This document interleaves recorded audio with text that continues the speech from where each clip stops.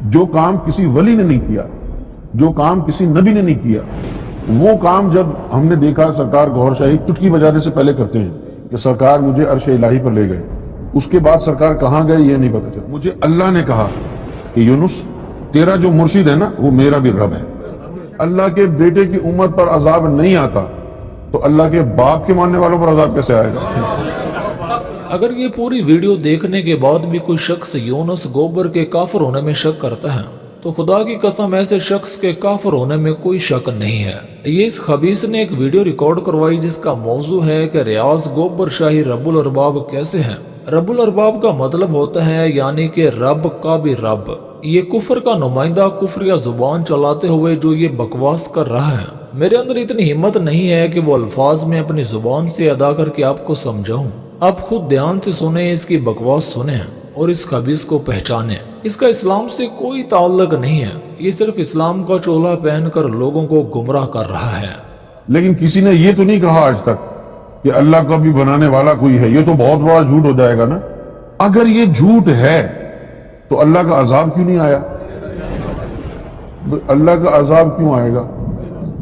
جب یہودیوں نے کہا اللہ سے کہ بھئی ہم تو تیرے بیٹے کی امت ہیں، تو اللہ نے کیا جواب دیا کہ ان سے یہ کہو یا رسول اللہ صلی اللہ علیہ وسلم کہ اگر یہ میرے بیٹے کی امت ہیں تو اللہ ان پر عذاب کیوں بھیجتا ہے؟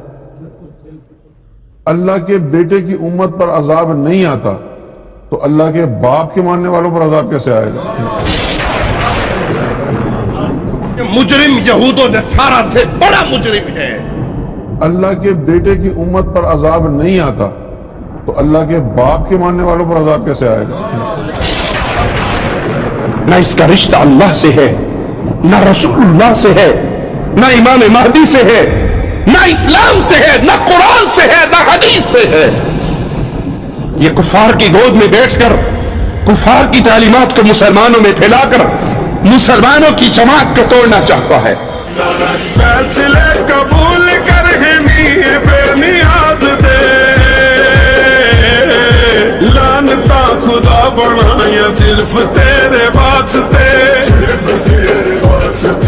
دیکھو یہ جملہ میرا سنو، میں آپ کو سرکار کی جو ہے قسم اٹھا کے کہتا ہوں کہ دنیا میں کائنات میں سب سے پہلے جس نے مجھے بتایا اور جن الفاظ میں بتایا وہ اللہ ہے۔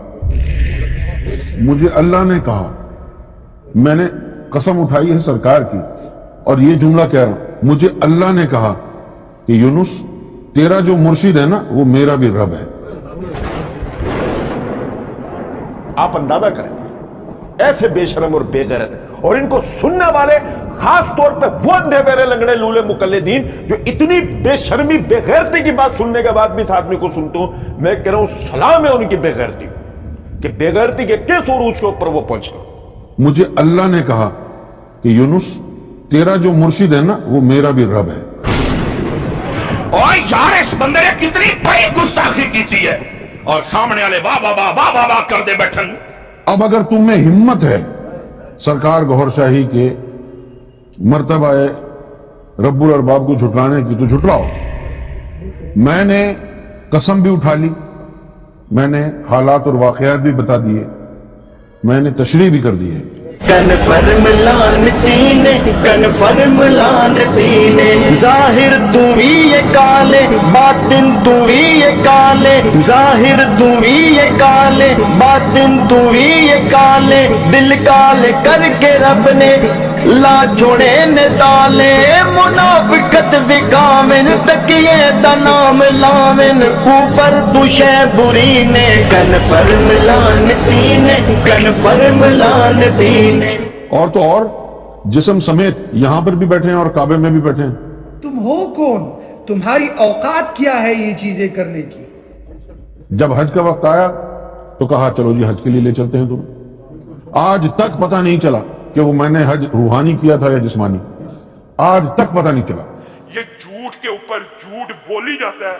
کہ جو حج کیا ہے وہ روحانی تھا یا جسمانی تھا، کیونکہ روحانی حج ہوتا تو آب زمزم کا ذائقہ محسوس نہ ہوتا، آب زمزم بھی پیا وہاں۔ جتنا مرضی جھوٹ مار لو تو کسی نے ڈکنا ہیں وہ سرکار نے حضور کے حجرے میں بٹھا کر کھجوریں کھلائیں بوتھی دا تک اپنی شکل تک اپنی اور حضور کے حجرے میں جب بٹھا کر کھجوریں کھلائیں تو وہ حجرہ ویسا ہی تھا جیسا حضور کے دور میں تھا. جب سرکار نے حضور کے حجرے میں بیٹھ کے کھجوریں کھلائیں تو حضور کے کپڑے بھی ٹکے ہوئے تھے. شیطان بڑا حرامی ہے بھائی. پڑھو سارے اعوذ باللہ من الشیطان الرجیم. یہ ان کا جو ہے کرتا ٹنگا ہوا ہے, یہ ان کا امام شریف رکھا ہوا ہے, یہ ان کے جو ہے جوتے رکھے ہوئے ہیں, ساری چیزیں دیکھی.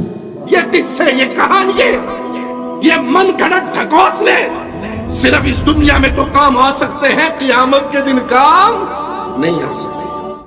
جو کام کسی ولی نے نہیں کیا, جو کام کسی نبی نے نہیں کیا, وہ کام جب ہم نے دیکھا سرکار گوھر شاہی چٹکی بجانے سے پہلے کرتے ہیں.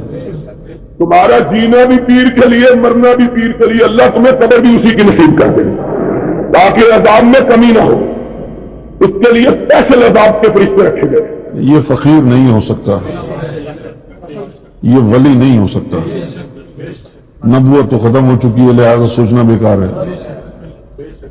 نہ یہ فقیر ہے, نہ یہ ولی ہے, نہ یہ نبی ہے.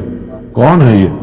اللہ نے فرمایا تیرے مشکل کشا اتنے کمزور ہیں, مکھیاں بھی ان سے چیزیں چھین کے لے جاتی ہیں.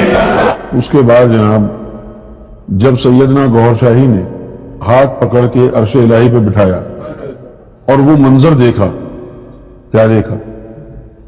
عرش پر لے گئے سرکار گوھر شاہی. سنیے یونس گوھر شاہی مجرم میرے رب کے بارے میں کیسی گندی زبان استعمال کرتا ہے. عرش پر لے گئے سرکار گوھر شاہی جی, اور پھر سامنے سے چلتا ہوا ایک یعنی شخص آیا, بڑی متکبرانہ چال, بہت متکبرانہ چال سے. اور جب وہ قریب آیا, مجھے اتنا یاد ہے کہ سرکار مجھے عرش الہی پر لے گئے. اس کے بعد سرکار کہاں گئے یہ نہیں پتہ چلا. کون سا میڈل تھے اس آدمی؟ گمراہی کا بھی اگر کوئی میڈل ہو نا تو وہ اس کو دیں. دلوائے بھی ابلیس کا مہمان خصوصی ابلیس. اس کے بعد سرکار کہاں گئے یہ نہیں پتہ چلا. لیکن جب وہ آیا تو میں اس کی طرف بڑھا تو اس نے مجھے اشارہ کیا, سامنے ایک کرسی رکھی ہے اس طرف, کہ وہاں چلو. وہاں جب مڑ کے دیکھا جانے کے لیے, وہاں رخ کیا تو اس تخت کے اوپر سرکار بیٹھے ہیں. ہم کہتے ہیں ان خنزیروں کو لگام دو, ہم امن چاہتے ہیں. تو اس تخت کے اوپر سرکار بیٹھے ہیں. تو فرط جذبات میں سرکار کے قدموں پر سر رکھ دیا میں نے. سنے ذرا توجہ سے, سرکار کے قدموں پر سر رکھ دیا میں نے. لیکن محسوس کیا کہ میرے برابر میں بھی کوئی ہے, اس نے بھی یہی کیا ہے. اور جب یہ دیکھا تو وہ تھا جس نے قرآن اتارا, جس نے بائبل اتاری, جس نے زبور اتاری, جس نے توریت اتاری. تو وہ تھا جس نے قرآن اتارا, جس نے بائبل اتاری. اللہ کی قسم تمہارا یہ جملہ تمہارے کافر ہونے پر اتنی بڑی دلیل ہے کہ اب کوئی اور دلیل کی حاجت